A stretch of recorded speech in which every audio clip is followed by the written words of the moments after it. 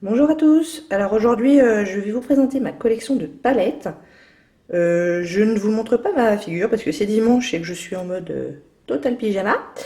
Donc ça se fera sans ma figure aujourd'hui, je pense que c'est pas plus mal.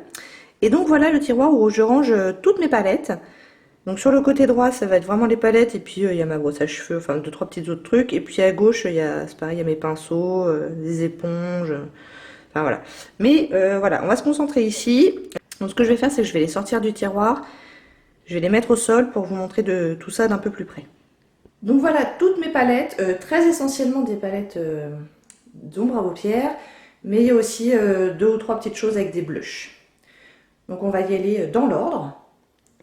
Donc on va commencer avec mes petites palettes qui sont des duos ou des trios, enfin voilà ce genre de choses.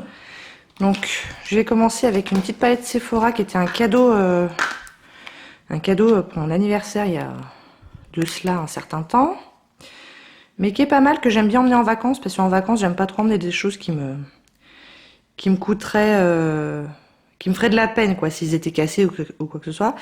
Et en plus, là, ça prend pas beaucoup de place, donc il y a un blush, 4 ombres à paupières et 2 gloss. Vous voyez, j'ai quand même bien utilisé. Bah, c'est pas la qualité de l'année, mais enfin, pour les vacances, ça suffit bien. Surtout que je me maquille pas vraiment énormément en vacances. Donc ensuite, j'ai un petit duo de Lancôme. C'est pareil, franchement, qui a vécu, quoi. Mais qui a un petit duo assez sympa, donc avec une couleur claire et une couleur bronze. Les deux sont irisés, mais ouais, ça passe bien. Sympa. J'ai un petit trio de la marque Peony que j'ai eu dans une Birchbox il n'y a pas très très longtemps. Ça y est, je me retrouve avec le problème qu'on voit dans toutes les vidéos de collection. J'arrive pas à ouvrir les trucs. Donc un petit trio, je m'en suis pas encore vraiment servi. Mais ils sont tous satinés. Celui de le marron là est ce qui ressemble le plus à un mat. Les deux autres sont quand même assez satinés. Mais la pigmentation avait l'air pas mal. Pareil, ça j'avais eu aussi ça sur une Birchbox. Et pareil pour les vacances, c'est pas mal non plus. Donc un petit trio de la marque Pop. Donc avec un cuivre, au milieu c'est plutôt rosé, et puis un highlight qui est pas mal. Hein. Regardez, franchement la pigmentation est vraiment pas mal. La marque Pop a l'air plutôt sympa, faudrait que je m'y penche d'un peu plus près. Là en l'occurrence c'était le trio Peach Parfait. Ensuite j'ai une petite palette de la marque Agnès B que j'avais acheté en super réduc quand le club de créateurs de beauté avait fermé. Ils soldaient tout.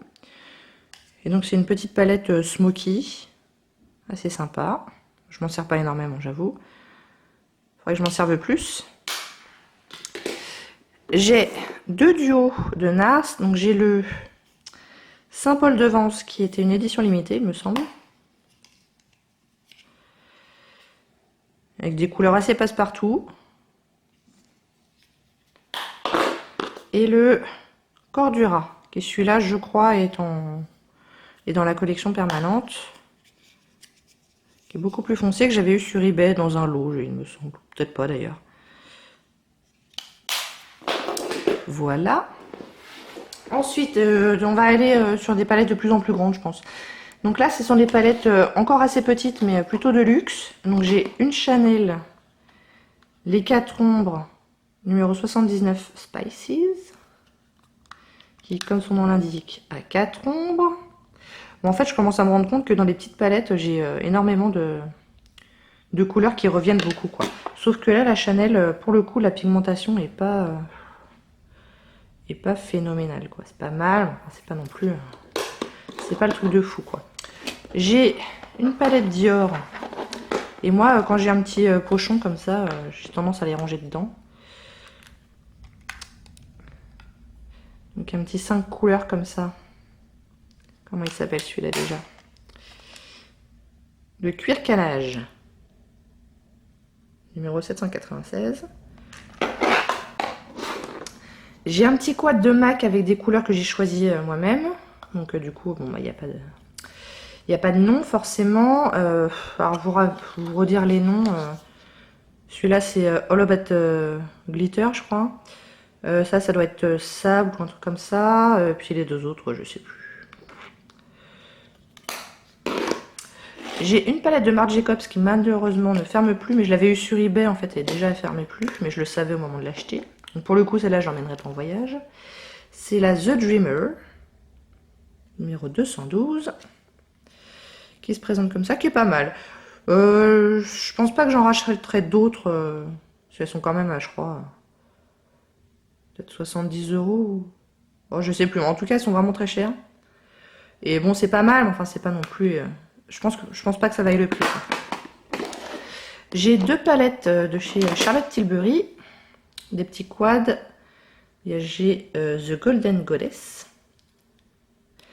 Et ça, c'est pareil, je me suis tapé un délire à prendre des trucs de luxe. Je crois que c'était sur Beautylish ou The Beautist ou je sais plus quoi.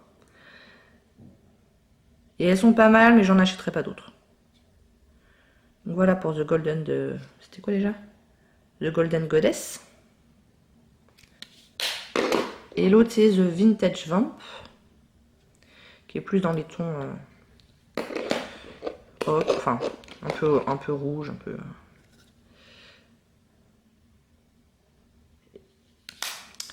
Et pareil, j'avais été à Londres et je m'étais dit ça me fera un souvenir un peu sympa. Un quad de chez Tom Ford, donc ça coûte vraiment les yeux de la tête.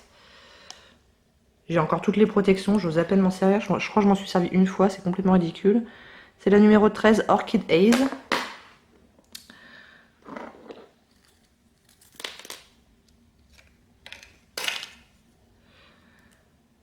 Et ça c'est pareil, je m'en achèterai pas d'autres. Le prix est ridicule quoi. On va continuer par là avec une palette que j'avoue je regrette avoir acheté. Parce que je m'en sers pas et quand je m'en sers, je suis assez déçue de la qualité du truc. C'est la palette Dual Intensity Eyeshadow. Est-ce qu'elle a un nom? Non. Et donc c'était avec des fards Dual Intensity, donc dont on peut se servir sec ou mouillé. Mais en fait, je sais pas, je suis pas fan de cette formulation. L'autre fois, j'ai essayé un maquillage avec cette couleur-là et je trouvais, enfin, ça rendait pas du tout ça sur les yeux et ça faisait une couleur pas jolie du tout. Donc, je sais pas. Je suis déçue. Et en plus, elle coûtait super cher. Alors, est-ce qu'il faudrait que j'essaie de la revendre ou je sais pas. Je sais pas, mais je suis déçue de celle-là. Ça, c'est une palette Tarte. Je pense qu'elle est complètement introuvable. J'ai eu sur eBay dans un lot, en fait, je l'ai pas choisi. C'est la Neutral Eyes Volume 2. Les couleurs sont pas mal, mais alors elle est super super poudreuse. Mais voilà, c'est une palette de neutre. Oh, les couleurs sont assez sympas. Hein. Celle-là en particulier, je l'aime bien. Ne veut pas rester ouverte la vilaine. Couleur-là, elle est sympa. Bon, elles sont toutes sympas, il n'y a pas de couleur importable. Hein. Toujours chez Tarte, ça c'est une addition assez récente à ma collection, c'est la Tartelette in Bloom. Amazonian Clay Palette. Qui est super belle.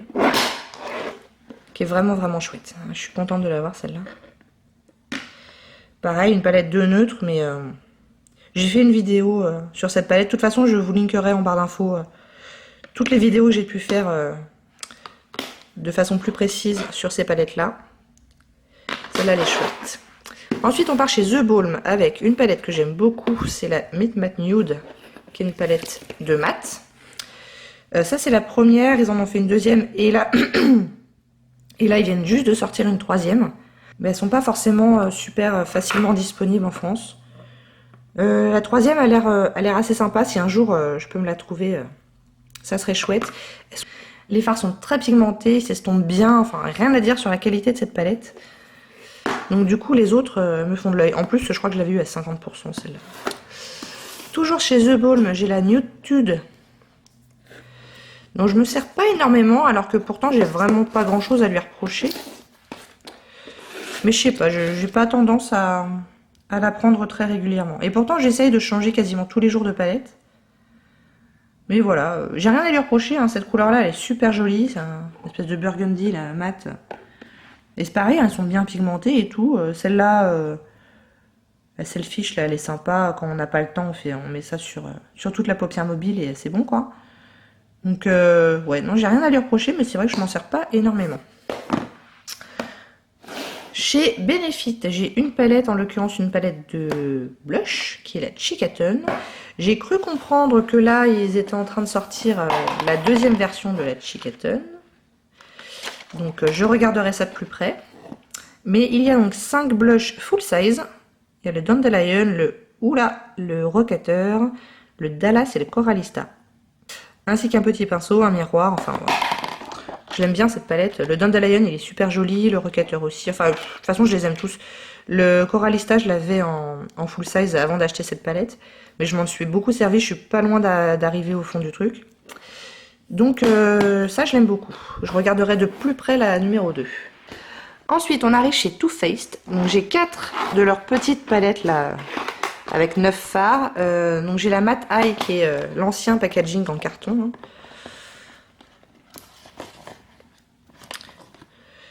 Donc qui est, comme son nom l'indique, une palette de mat, qui n'est pas la Natural Matte qui est sortie après. Celle-là, c'est vraiment celle d'origine. J'aime bien la qualité de ces fards. J'ai la Natural Eyes, qui a pas mal d'irisés, mais aussi quelques mats là pour faire sa transition, son creux de paupière, etc. Pour tous les jours, elle est très très bien. La Boudoir Eyes que j'ai pris à chaque fois que je suis allée à un mariage ou un truc comme ça, parce que d'une part, elle ne prend pas de place, et d'autre part, elle a vraiment des teintes idéales pour ce genre d'événement. Donc je me suis fait plusieurs fois un petit maquillage avec ça sur la paupière, ça dans le coin externe, enfin voilà, ce genre de choses. Elle est très sympa. Et enfin la Cat Eyes qui a un petit peu plus de couleur. Et qui a la particularité d'avoir les 3 fards de droite là, qu'on peut utiliser sec ou humide. J'ai jamais tenté de les mettre en humide. Tout simplement, c'est le matin, j'ai pas le temps d'humidifier mon pinceau, tout ça. Il faut que je sois assez efficace le matin. J'ai la Chocolate Bar et la Chocolate Bar numéro 2, là, la Semi Sweet, que j'aime beaucoup toutes les deux. Je n'arriverai pas à dire celle que je préfère. Donc on a la Chocolate Bar en bas et la Semi Sweet en haut. Elles sont vraiment très sympas. Évidemment, elles sentent bon. Évidemment, évidemment. Mais les deux sont vraiment chouettes. Et enfin, chez Too Faced, j'ai la palette de blush, la Love Flush, qui regroupe les 6 blushs en forme de cœur, là vous connaissez sûrement. Comment ils s'appellent? Bah, c'est les blushs Love Flush, je pense. Donc ce sont évidemment des versions mini, mais il y a les 6 de la collection. Donc c'est bien pratique. Elle est très sympa cette petite palette. Je l'aime bien aussi. Ensuite, j'ai la Coco Blend de Zoeva que je viens juste d'acheter, dont je viens de faire une revue, qui est d'une qualité assez étonnante pour son prix, puisqu'elle ne coûte que 22 €. Et donc je pense que dans le futur, il y aura les petites sœurs qui viendront l'accompagner.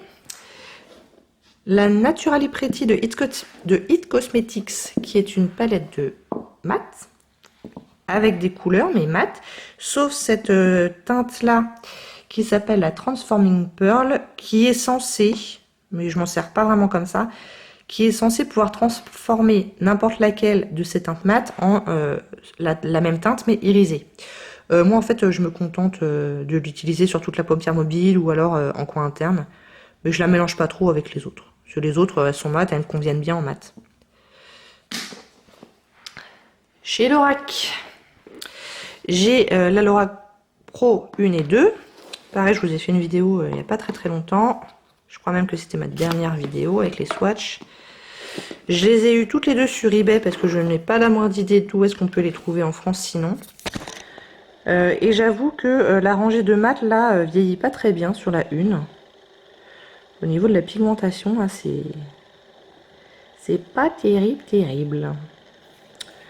Mais bon, les irisés sont sympas. Et là, pour le coup, toutes les teintes sont très très pigmentées sur la 2. Ce bleu là, bon, je vais m'en mettre partout après, mais vous avez vu ça? Voilà, j'en ai partout, bravo Isabelle.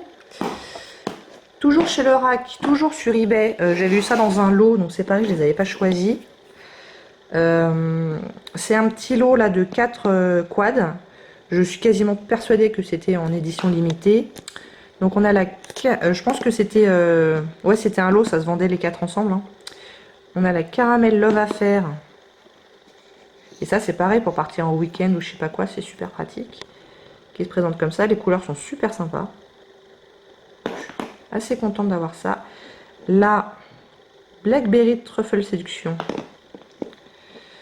Qui va donc être un peu plus dans les tons violets.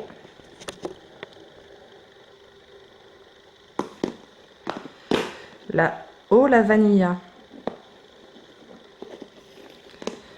Dans des tons beaucoup plus nude. Et la Tantalizing Cocoa. Donc à chaque fois c'est vraiment... bon c'est du nude hein, mais chaque palette a un petit caractère différent et elles sont très très sympas ces palettes là. J'ai une palette Make Up Forever que j'ai remplie avec des fards que j'ai choisi moi-même sur eBay. Donc on ne pourrait pas la trouver telle quelle dans le commerce. Mais voilà, je m'étais acheté une fois où j'avais 25% sur mes achats. J'avais craqué. Donc on a par exemple le M308, c'est ça? Non, M108. Enfin voilà. Et les fards Make Up Forever sont vraiment de bonne qualité. Ils sont vraiment de bonne taille, je crois qu'ils font 2 grammes. Donc voilà, c'est que des singles que j'ai mis dans une palette. D'ailleurs, je viens de découvrir que les palettes vides Make Up Forever, donc pas celle-là, mais des beaucoup plus grosses encore que mes grosses Z-palettes comme celle-là, ne coûtent que 10,50 € sur le site de Make Up Forever. Alors que ça, sur le site de Make Up Geek, donc ça c'est la grosse hein, Z-palette, je crois qu'elle coûte 24 ou 26 ou 28 $. Donc ça vaut carrément le coup d'aller voir sur la Make Up Forever. Même s'il n'y a pas le côté pratique d'avoir un couvercle transparent. Mais elles sont vraiment de bonne qualité, voilà, elle est bien solide. Puis les fards sont très aimantés, enfin elle est très bien aimantée, donc ça vaut le coup. Ensuite j'ai 2 e-palettes, donc comme je vous disais, une avec un petit Gloobie Goulba de fard, donc j'ai des blushs Make Up Geek. Ça, c'est les fards Elisabeth Arden là, que j'ai dépoté il n'y a pas très longtemps. Ça, c'est des fards Agnès B. Elisabeth Arden. Ça, je sais plus. Et ça, c'était des Benefits que j'avais eu dans... Vous savez, quand ils faisaient des boîtes avec plein de petites choses dedans, mais ça prenait vachement de place. Donc, j'avais dépoté les petits fards à paupières. Et ça, c'est un Oula, le bronzer. Et dans la deuxième zipalette, je n'ai que des fards Make Up Geek. Donc je vous avais fait 2 vidéos avec des swatchs il y a très longtemps, c'était au tout début de ma chaîne. Donc pareil, je vous les listerai en barre d'infos. Et je pense que je vais en racheter dans pas très longtemps. Là je me suis fait une wishlist sur le site de Make Up Geek, parce qu'ils ont sorti plein de choses là depuis quelques mois. Donc je pense que je vais craquer. On a la palette de Elsa Makeup, la Warm Light, qui est ma foi vachement bien. Donc avec des fards, un blush, un highlighter, les deux très pigmentés. Ah, j'ai une crampe au doigt de pied.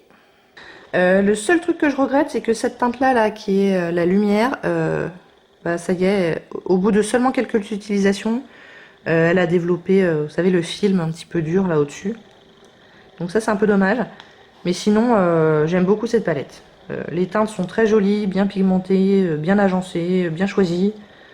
Franchement, elle est très bien. Bien qu'elle soit énorme, puisqu'elle est encore plus grosse que mes grosses zipalettes. Ah ouais, j'ai encore une petite zipalette avec...